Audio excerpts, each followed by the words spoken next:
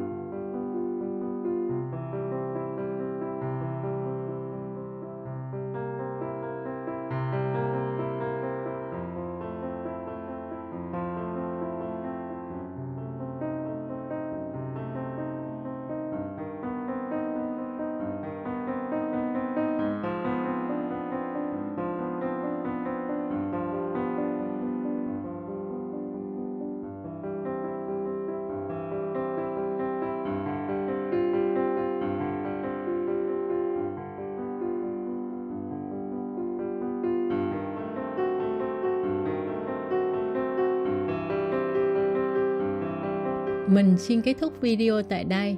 Hy vọng các bạn thích video của mình. Nhớ cho mình xin một like và đăng ký kênh để không bỏ lỡ những video tiếp theo của mình nhé. Xin chào và hẹn gặp lại.